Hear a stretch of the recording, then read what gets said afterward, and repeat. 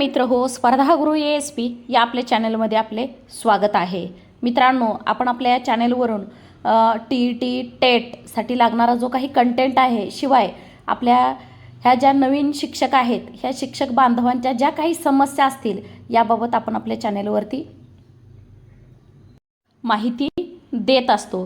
तर या संदर्भात तुम्हा सर्वांनाही माहिती आहे की आपलं उद्या दिनांक 24 सप्टेंबर रोजी सातारा या ठिकाणी शिक्षण सेवकांच्या पालकांचं आंदोलन चालू होत आहे.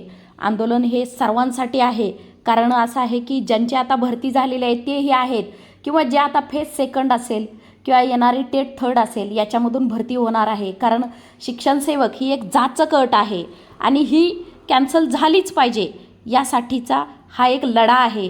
त्यासाठी तुम्ही सर्वांनी सपोर्ट करा.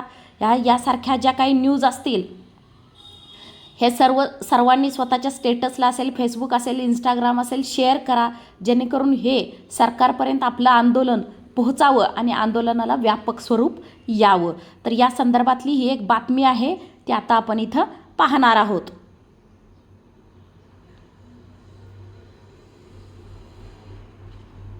विविध मागण्यांसाठी DTED BEd संघटनेचं आंदोलन सुरू आहे.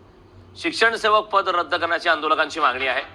साताऱ्यात विविध मागण्यांसाठी BEd संघटनेचं आंदोलन, शिक्षण सेवक पद रद्द करण्याची आंदोलकांची मागणी आहे. सेवा कालावधीतील पूर्ण वेतन भत्ते व सेवेचे लाभ देण्याची मागणी या दरम्यान करण्यात आली. शिक्षण सेवक कालावधी रद्द करण्यात यावा यासाठी माननीय शरदचंद्रजी पवार साहेबांची आम्ही भेट घेतलेली आहे. राज्यामध्ये जवळपास 15,000 शिक्षण सेवक लागलेले आहेत आणि अन्यायकारक आणि काळा कायदा असणारा शिक्षण सेवक फक्त महाराष्ट्रामध्ये लागू आहे, तो रद्द व्हावा अशी भावना सर्व शिक्षण सेवकामध्ये आहे. पवित्र आम्ही शिक्षण सेवक असल्यामुळं 24 तारखेनंतर जे आमचे पालक लोक आंदोलन या ठिकाणी सातारा जिल्ह्यामध्ये राज्यस्तरीय आंदोलन करताय, त्यांना पाठिंबा म्हणून आम्ही काळ्या फिती लावून त्या ठिकाणी काम करणार आणि रात्रीच्या वेळेस जे शिक्षण सेवक जवळपास आहेत ते सर्व त्या ठिकाणी मुक्कामाला आम्ही तिथे येणार. आता यामध्ये तिथं तर आंदोलन चालूच आहे, परंतु ज्यांना तिथपर्यंत जाणं शक्य नाही आहे त्यांनी काय करायचं आहे, तर त्यांनी प्रत्येक शिक्षण सेवकानं आपापल्या कामावरती हजर राहून तिथं काळी फित लावून काम करायचं आहे. शिवाय जे काही ट्विटर असतील, ट्विटर ट्रेंड असेल, किंवा जिथं जिथं आपण ज्या सोशल मीडियावरती आपण ही बातमी शेअर करू शकतो की इथं आंदोलन आपलं असं चालू आहे, तर त्या ठिकाणी आपण ते शेअर करायचं आहे, जेणेकरून आपल्या या संपूर्ण लढ्याला आपल्याला यश मिळेल.